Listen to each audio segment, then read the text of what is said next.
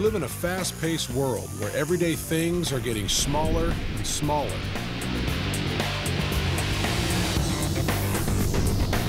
But it's still the really big things that power our world and keep us moving forward in a very big way. Coming up on Really Big Things. I'm gonna fly some jets. I go to NASA and learn to fly the space shuttle at the world's largest vertical motion simulator.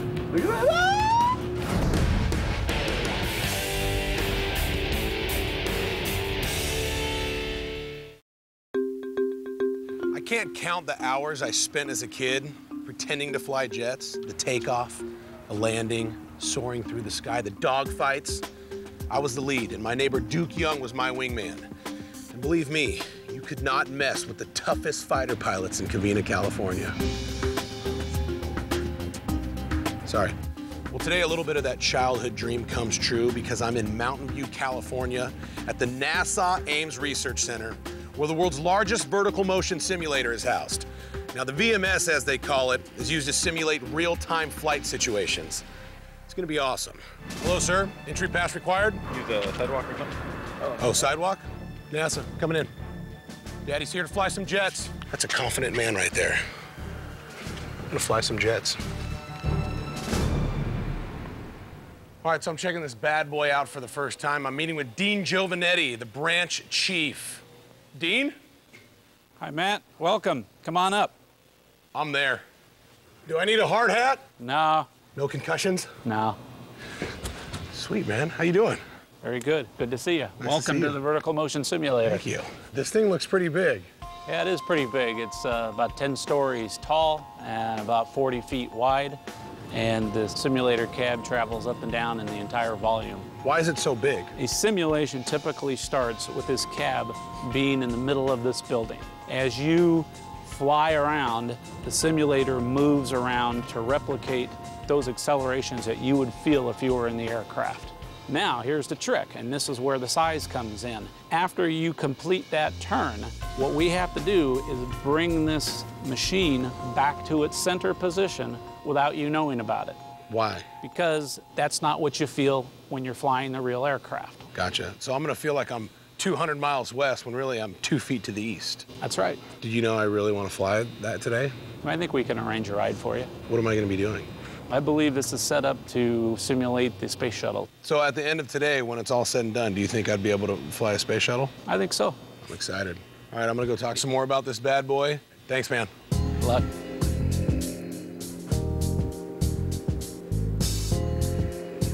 Hi, you must be Matt. I am. This thing is awesome. What was your name? My name is Bruce Felt. Bruce, and what do you do here?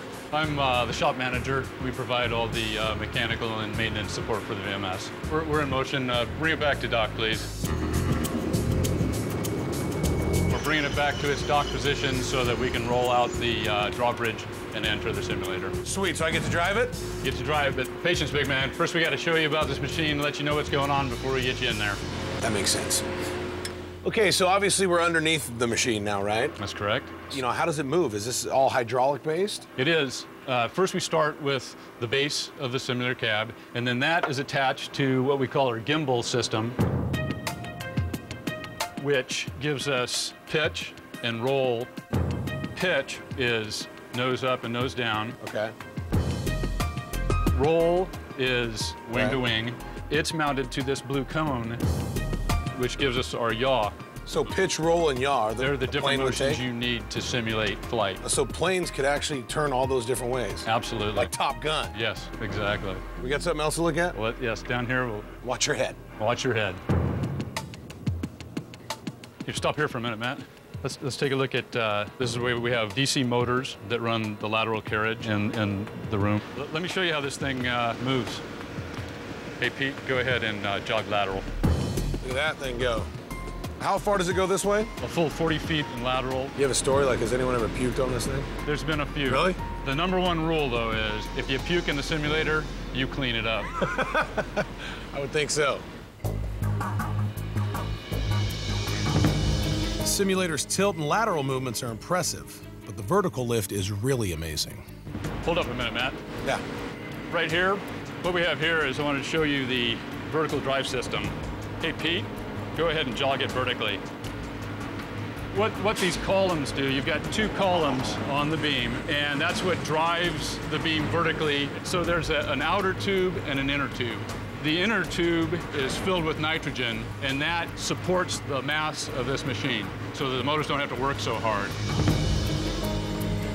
What's up with those chains? So that's the catenary system, and that's what provides all of the electronic inputs and the hydraulics for the motion base.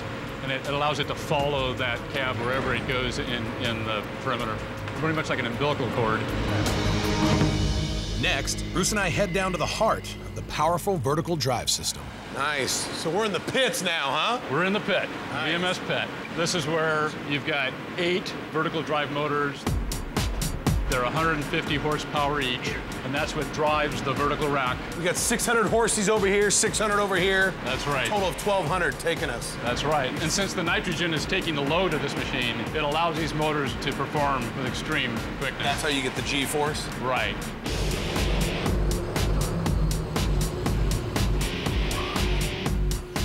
Matt, here's the brake. Okay. They're disc brakes, very similar to what's on your car. When we energize them, they actually open up and it allows the machine to work. And then for any reason that there was a failure, they would fail in the braked position. We don't want to use these brakes, right? Not if you don't have to. Have there been any accidents? Anyone ever been hurt on a simulator? The VMS has a perfect safety record. See, again, all that stuff's about to change. I'm telling you. Yeah, we won't let you do that. Let's go. All right. So this is obviously where you keep all the other cabs, right? Yeah, this is our iCab area. Different cabs are configured differently depending on what type of sim you're going to do. The red is the fighter. The blue we use for vertical lift, rotorcraft. The end cab can be set up for a helicopter, and then 3 or 4 days later, we've switched it over to be a lunar lander. How do you take this cab and transport it all the way over there? We lift it up with the overhead crane and put it on this portable cart, and then motor it around to the open door at the VMS, and then it's craned from there up onto the motion base. Nice.